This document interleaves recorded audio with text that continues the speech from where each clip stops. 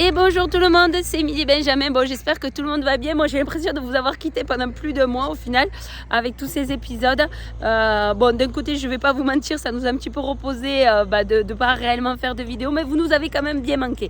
Donc alors, ne vous inquiétez pas, on ne s'est pas arrêté de travailler. Hein. On a pris quelques jours de vacances, c'est vrai, mais on a quand même continué à travailler.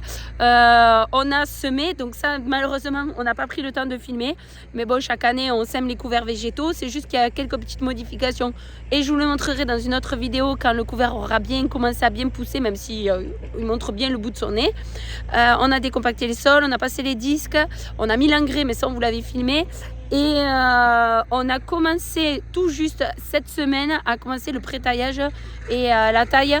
Mais voilà, on commence le plus tard possible. Vous le savez que voilà, il y a quelques temps de ça, il y a 1 an et demi de ça, on avait gelé. Donc depuis, j'ai beaucoup décalé le démarrage de la taille. Bon, on peut se le permettre tout simplement parce qu'on est en taille mécanique. Alors ensuite, derrière moi, je ne vous fais pas attendre plus que ça. Vous allez voir, il y a une grosse pelle mécanique. Alors cette pelle mécanique, elle permet d'arracher. Alors là pour l'instant, je vais vous la montrer de plus près. Elle est en train d'enlever tout ce qui est le palissage, c'est-à-dire les piquets et les fils. Voilà, donc ça, elle s'occupe de ça. Alors tout simplement, ça fait quelques années qu'on a fait cette option de laisser ça en prestation pour gagner beaucoup de temps, honnêtement. Voilà, donc on gagne du temps, on gagne de l'argent, on gagne un peu tout au final. Parce que tout simplement, je pense qu'on a un peu tous le même problème.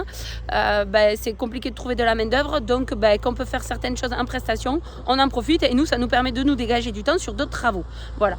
Alors, donc pourquoi on arrache? Alors cette année, on arrache beaucoup d'hectares. Ça faisait quelques années qu'on n'avait pas trop arraché, tout simplement parce que par rapport aux aléas climatiques, j'avais voulu rester un petit peu sage.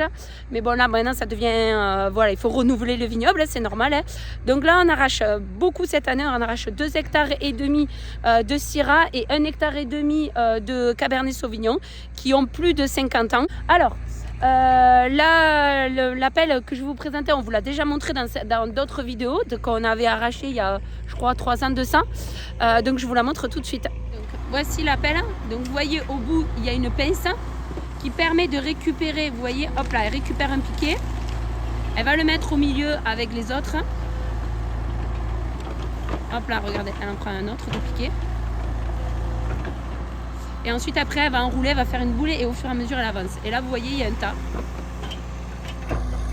Un tas de piquets, il y a des piquets, il y a du tuyau de goutte à goutte et il y a un peu de souche aussi, beaucoup même de souche.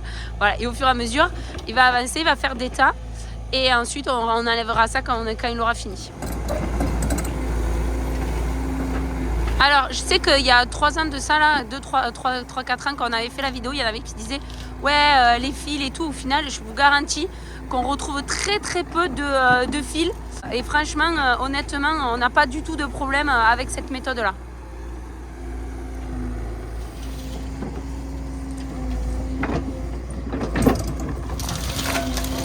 Allez, regardez, il prend tout le tas.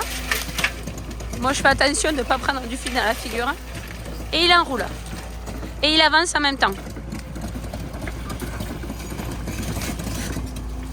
Voilà, il va reposer. Et ensuite, après, hop là, il va enlever chaque piquet. Allez, un piquet.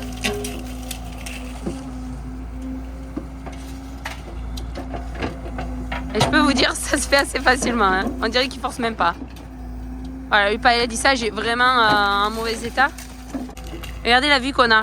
C'est quand même beau. On a quand même un beau secteur. On se régale.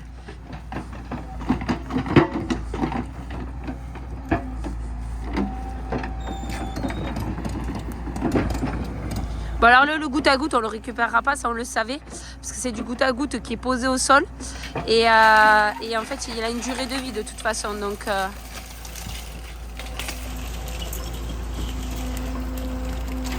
hop là, il entoure. Et il avance.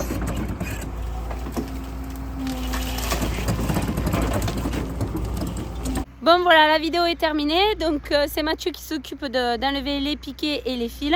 Et ensuite, après, quand cette étape sera terminée, on va arracher les souches, on va enlever les racines et ensuite on va laisser reposer pendant une année et après on va réfléchir si est-ce qu'on replante. Ce que je pense, on va replanter l'année prochaine.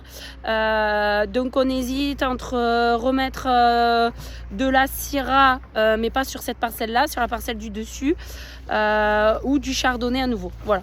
Pour l'instant je suis encore pas encore persuadée de tout ce que je vais planter. Et cette année on plante aussi dans une parcelle qui est un petit peu plus basse, qu'on avait fait que la moitié il y a 2 ans de ça, et cette année on va planter du grenache, ça c'est sûr, puisque j'ai commandé les plants, il vaut mieux quoi. Voilà, bon allez, moi je vous dis à bientôt et puis à la semaine prochaine. Ah oui, si, information aussi, c'est ça que je voulais rajouter à la vidéo. Donc la semaine prochaine c'est le Vinitech à Bordeaux, et donc certains nous ont posé déjà la question, donc on sera bien présent avec Benjamin. On va monter à Bordeaux le 29 et le 30. Voilà, on passera 2 jours et en même temps je pense qu'on en profitera pour passer un moment dans Bordeaux, parce que c'est pas forcément une ville qu'on connaît beaucoup avec Benjamin. Donc voilà, donc vous nous retrouverez là-bas le 29 et le 30 à Bordeaux. Allez, moi je vous dis à bientôt et bon courage à tous. Bye bye.